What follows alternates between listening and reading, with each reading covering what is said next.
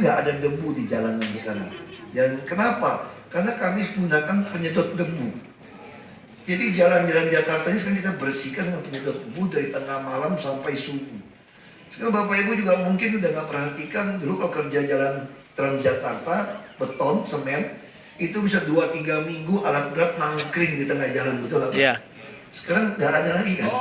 Amin. Nah, Bapak Ibu juga nggak sadar, kami udah gunakan teknologi semen yang pengerasan tuh 7 jam. Iya. Jadi kerja jam 10 malam, jam 5 sudah bisa kita pakai. Nah, jadi model ini yang terus kita lakukan, kita hampir semua swaklola sekarang. Makanya kita bisa hemat banyak sekali uang. Penyerapan boleh 50%, tapi hampir semua alat berat sekarang punya kami sendiri. Truk-truk sampah Bapak Ibu bisa lihat, di kelurahan-kelurahan itu pakai Toyota Hilux yang bagus-bagus. Jadi semua kita bisa beli. Nah, ini semua yang penting kita itu tidak mencuri. Nah, ini yang paling penting. Kalau bisa terus didukung dalam doa. Nah, saya dulu datang gereja ini karena kebetulan saya sebelum jadi gubernur ya datang gitu ya. Nah, saya suka melihat bagaimana cara Tuhan bekerja yang tidak masuk akal menurut cara pikiran manusia. Iya. Salah satu bukti adalah berdirinya gedung ini. Iya. Kalau pakai hitungan duit nggak masuk akal, ada gedung 8 lantai. Mereka kadang-kadang ya ini yang membuat saya termasuk staf saya lama-lama mereka nggak berani ketawain saya juga aja.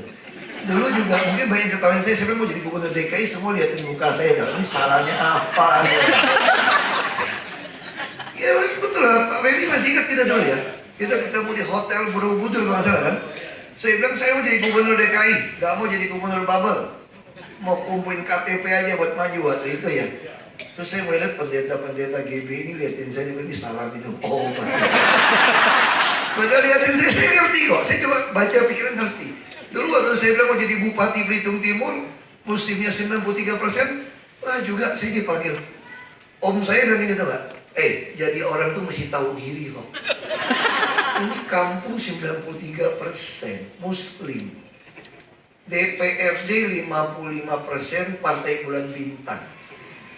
Dari mana rumusnya mau menang? Orang gereja hanya 0,89% saja di tempat saya. Orang Tionghoa hanya 67%. Ini Melayu Islam 93%. Itu rumusnya apa? Ya, kalau kita usaha sungguh-sungguh pasti akan berhasil. Niatnya benar. Niat saya apa? Ya tanda kutip ya niatnya ya. Saya nggak sanggup lagi nolong orang sakit, nggak sanggup lagi nolong orang mau sekolah, nggak sanggup lagi nolong rumah orang diperbaiki, nggak sanggup nolong perbaiki jalan, nggak sanggup saya. Kata ayah saya, kalau 1 miliar bagikan 500.000, 2.000 orang habis. Jadi kalau kamu jadi pejabat bisa bantu semua orang. Nah itu yang saya sampaikan pada masyarakat. Kasih saya kesempatan, saya akan buktikan. Maka saya sejak tahun 2006 awal menjadi kabupaten pertama hanya kurang promosi dulu. Saya juga gak butuh promosi, yang penting Tuhan yang promosi. Mau penghargaan, penghargaan sama kayak Jakarta mau kejar Adipura. Saya bilang sama wali kota, gak ada urusan sama Adipura. Saya nggak mau tahu Adipura, mau kasih nggak mau sudah, emang pikirin. Yang penting semua got nggak boleh ada sampah. Semua jalan mesti bersih. Kalau nggak, gua staffin lu, gitu aja udah. Kira-kira gitu aja lebih benar. Ngapain penghargaan? Nah itu yang terjadi waktu saya jadi bupati. Semua yang sakit itu saya pertama kali saya tanggung. Asal mau masuk kelas 3 dan lewat puskesmas.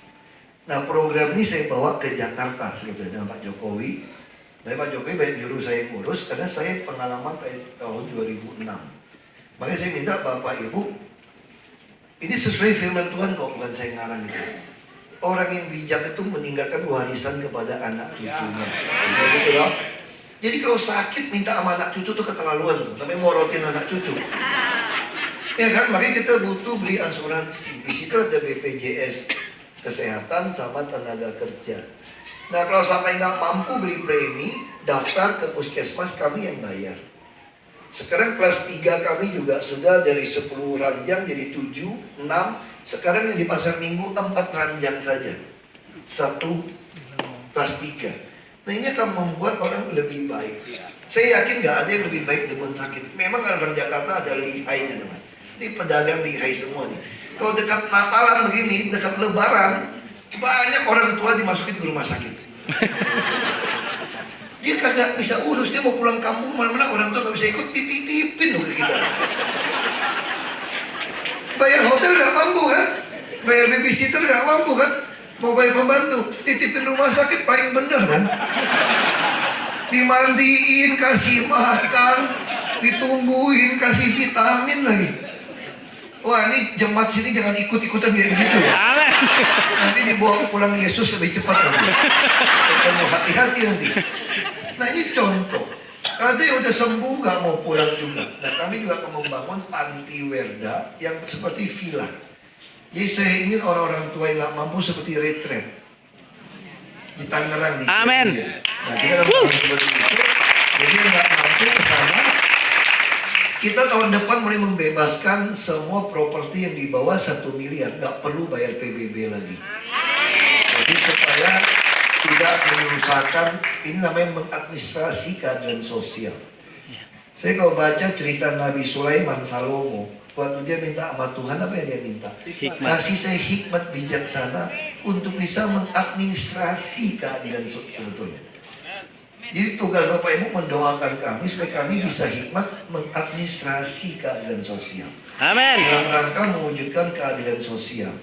Nah, saya juga lagi merancang satu keluarga pemegang kartu Jakarta Pintar untuk sekolah bebas naik bus. Kita lagi siapin kartunya. Nanti yang Bapak Ibu yang gajinya UMP, upah minimum provinsi yang pas-pasan tahun depan 3,1 juta, asal minta bosnya bayar gajinya ke Bank DKI kami, ini sedikit dagang, ya dong, dagang dong. Kalau Anda taruh duit bayar gajinya ke Bank DKI milik kami, satu keluarga naik bus gak usah bayar juga. Lalu busnya bagaimana? Kan ada Metro Mini, Kopami, Kopaja, ada APTB, macam-macam. Semua mau saya paksa di bawah Transjakarta. Jadi seluruh bus di Jakarta nggak ada lagi yang pungut duit karena semua kami bayar rupiah per kilometer. Sehingga semua menjadi satu kesatuan. Saya baru bicara sama Menhub, tolong jangan kasih bus Trans Jabodetabek dari Tangerang masuk ke Jakarta bayar 8.000. APTB bayar 10.000. Berat, nanti pulangnya dia nggak mau naik Transjakarta sampai gratis, pulangnya 3,5 dia tunggu di ujung. Lebih baik busnya kasih kami, kita bayar rupiah per kilometer aja. Jadi biar dari Tangerang masuk Jakarta 3,5 saja sudah. Nah nanti semua orang ada yang ngeluh, Pak ya Pak naik Transjakarta mesti bayar 40.000 kartu. Itu sebetulnya saya sedang memaksa semua orang. Kalau merasa ekonominya ke bawah, Anda harus punya rekening bank. Karena semua bantuan, semua diskon, semua pemberian sembako harus dengan kartu ATM bank. Jadi saya ingin kontrol siapa sesungguhnya dia. Jadi dengan adanya kartu saya bisa mengetahui dengan baik. Bahkan TNI Polri kalau pakai seragam dengan punya rekening bank DKI, kan kita juga bayar kerjasama, itu juga tidak bayar lagi sekarang. Nah kita juga bangun banyak rumah susun. Termasuk TNI Polri, saya sudah minta banyak lahan di TNI Polri, asrama-asrama yang tua yang 1-2 lantai, saya mau bangunkan 16 lantai apartemen, sehingga TNI Polri akan tinggal di tengah kota. Ini mulai tahun depan, tahun depan saya membangun 36 tower apartemen. Untuk dan keluarkan 3 triliun lebih untuk mendorong yang tinggal di pinggir sungai untuk masuk. Kami tidak ingin lagi ada orang tinggal di rumah-rumah yang tidak layak. Bahkan untuk kawasan yang padat yang dimiliki oleh warga, kami menawarkan 1,5 kali. Jadi kalau Bapak Ibu punya tanah 100 meter, digabung kami bangun apartemen. Kalau satu apartemen unitnya 30 meter, Anda akan dapat 5 unit apartemen sertifikat. Kita tukeran. Jadi 1,5 kali saya kasih. Ini dalam rangka untuk membuat semua wilayah dari bahaya kebakaran, penyakit seperti itu. Nah saya bagikan ini untuk apa? Karena saya dengar ada doa 24 jam. Amin. Jadi saya mau didoain gratis program kami. Amin. Untuk didoakan supaya ini bisa jalan.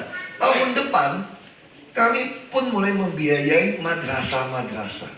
Jadi saya temukan ternyata orang yang tidak mampu ekonominya justru sekolah di madrasah. Jadi yayasan Islam relatif lebih kecil, lebih banyak yang susah dibandingkan yayasan yang agama yang lain. Nah, di situ tahun depan kami akan mulai memberikan kartu Jakarta Pintar ke seluruh anak madrasah yang tidak mampu supaya mereka tidak putus sekolah. Nah, jadi ini yang penting.